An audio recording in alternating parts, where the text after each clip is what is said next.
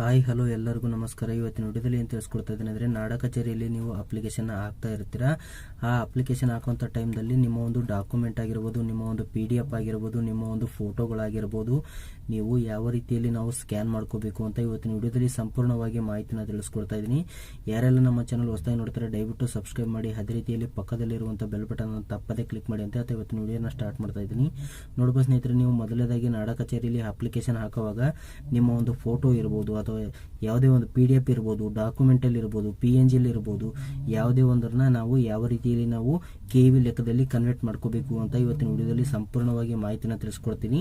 ನೋಡ್ಬೋದು ಸ್ನೇಹಿತರೆ, ಮೊದಲನೇದಾಗಿ ಇಲ್ಲಿ 100 KB ಡಾಕ್ಯುಮೆಂಟ್ ಅಂತ ಸರ್ಚ್ ಮಾಡ್ಕೊಳ್ಳಿ. ಸರ್ಚ್ ಮಾಡ್ಕೊಂಡ ನಂತರ ಈ ಅಫಿಷಿಯಲ್ ವೆಬ್ಸೈಟ್ ಬರುತ್ತೆ. ಈ ವೆಬ್ಸೈಟ್ ಬಂದ ನಂತರ ಇದ್ರ ಮೇಲೆ ಕ್ಲಿಕ್ ಮಾಡ್ಕೊಳ್ಳಿ.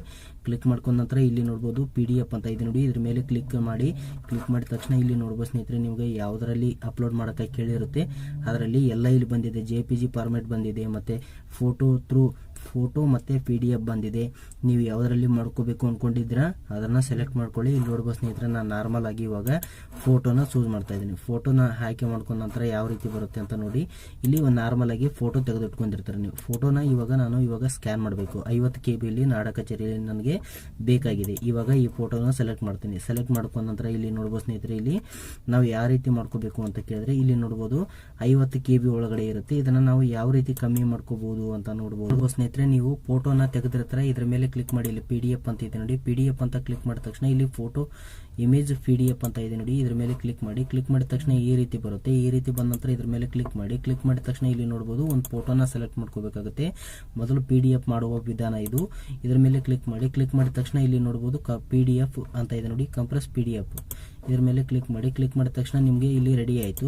ಇವಾಗ ಇದನ್ನ ಡೌನ್ಲೋಡ್ ಮಾಡ್ಕೊಳ್ಳಿ. ಡೌನ್ಲೋಡ್ ಆದ ತಕ್ಷಣ ಯಾವ ರೀತಿ ಬರುತ್ತೆ ಅಂತ ನಾನು ತೋರಿಸ್ತೀನಿ ಇವಾಗ. ಮತ್ತೆ ಇದನ್ನ ನಾವು ಹೆಂಗೆ ಕಂಪ್ರೆಸ್ ಮಾಡಬೇಕು ಮತ್ತೆ KVಗೆ ಹೆಂಗೆ ನಾವು ಕನ್ವರ್ಟ್ ಮಾಡ್ಬೇಕಂತ ಇವಾಗ ತಿಳಿಸ್ಕೊಡ್ತೀನಿ. ನೋಡುವ ಸ್ನೇಹಿತರೆ, ಇಲ್ಲಿ ಮೊದಲನೇದಾಗಿ ಈಗ ಇದನ್ನ ನಾನು ಕ್ಯಾನ್ಸಲ್ ಮಾಡ್ಕೊತಾ ಇದ್ದೀನಿ. ಕ್ಯಾನ್ಸಲ್ ಮಾಡ್ಕೊಂಡ ನಂತರ ಮತ್ತೆ ರಿಟರ್ನ್ ಬರಬೇಕಾಗುತ್ತೆ. ರಿಟರ್ನ್ ಬಂದ ನಂತರ ನೋಡುವ ಸ್ನೇಹಿತರೆ, ಇಲ್ಲಿ ಈ ರೀತಿ ಕ್ಲಿಕ್ ಮಾಡಿ. ಕ್ಲಿಕ್ ಮಾಡಿದ ತಕ್ಷಣ ಎಲ್ಲ ಕ್ಲಿಕ್ ಮಾಡಿ. ಕ್ಲಿಕ್ ಮಾಡಿದ ತಕ್ಷಣ ಫಸ್ಟ್ ಇಂದ ಸರ್ಚ್ ಮಾಡಿ. ಸರ್ಚ್ ಮಾಡಿದ ತಕ್ಷಣ ನೋಡ್ಬೋದು ಸ್ನೇಹಿತರೆ, ಮತ್ತೆ ಅದೇ ಅಫಿಷಿಯಲ್ ವೆಬ್ಸೈಟ್ಗೆ ಕ್ಲಿಕ್ ಮಾಡಿ. ಕ್ಲಿಕ್ ಮಾಡಿದ ತಕ್ಷಣ ಇಲ್ಲಿ ನೋಡ್ಬೋದು ಸ್ನೇಹಿತರೆ, ಇದ್ರ ಮೇಲೆ ಕ್ಲಿಕ್ ಮಾಡ್ಕೊಳ್ಳಿ. ಏನು ಮಾಡೋದು ಬೇಡ, ಜಸ್ಟ್ ಇದ್ರ ಮೇಲೆ ಕ್ಲಿಕ್ ಮಾಡ್ಕೊಳ್ಳಿ. ನೀವು ಕ್ಲಿಕ್ ಮಾಡಿದ ತಕ್ಷಣ ಇಲ್ಲಿ ನೀವು ಡೌನ್ಲೋಡ್ ಮಾಡಿ ಇಟ್ಕೊಂಡಿರ್ತೀರಲ್ಲ ಫೋಟೋನ, ಅದನ್ನ ಸೆಲೆಕ್ಟ್ ಮಾಡಿ. ಸೆಲೆಕ್ಟ್ ಮಾಡ್ಕೊಂಡ ನಂತರ ಇಲ್ಲಿ ಓಕೆ ಕೊಡಿ. ಓಕೆ ಕೊಟ್ಟ ನಂತರ ನೋಡ್ಬೋದು ಸ್ನೇಹಿತರೆ, ಈಗ 50 KB ಒಳಗೆ ನಮಗೆ ಫೋಟೋ ಬೇಕಾಗಿದೆ.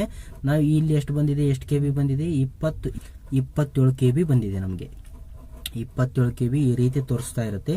ಇವಾಗ ನೀವು 27 KB ಬಂದಿದೆ ನಮಗೆ. ಇವಾಗ ನಾವು ಇದನ್ನ ಡೌನ್ಲೋಡ್ ಮಾಡ್ಕೋಬೇಕು. ಡೌನ್ಲೋಡ್ ಮಾಡ್ಕೊಂಡ ನಂತರ ನೋಡ್ಬೋದು ಸ್ನೇಹಿತರೆ, ಇಲ್ಲಿ ಇವಾಗ ಡೌನ್ಲೋಡ್ ಆಯಿತು. ಇವಾಗ ನಮಗೆ ನಾಡ ಕಚೇರಿಯಲ್ಲಿ ಅಪ್ಲೋಡ್ ಮಾಡಬಹುದು.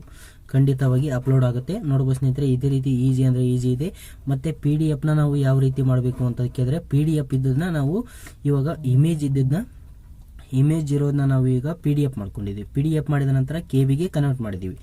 ಈಜಿ ಅಂದ್ರೆ ಈಜಿ ಇದೆ, ನೀವು ಕೂಡ ಮಾಡ್ಕೋಬಹುದು. ನಿಮ್ಮ ಮೊಬೈಲ್ ಫೋನ್ ಇಂದನೂ ಆಗುತ್ತೆ ಅಥವಾ ಕಂಪ್ಯೂಟರ್ ಇಂದನೂ ಆಗುತ್ತೆ.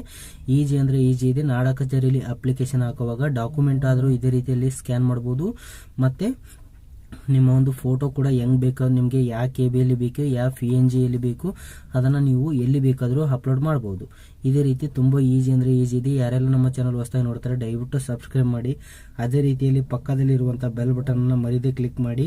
ಹಾಗೆ ಕೊನೆವರೆಗೂ ವಿಡಿಯೋ ನೋಡಿದ್ದಕ್ಕಾಗಿ ಧನ್ಯವಾದಗಳು. ನಮಸ್ಕಾರ.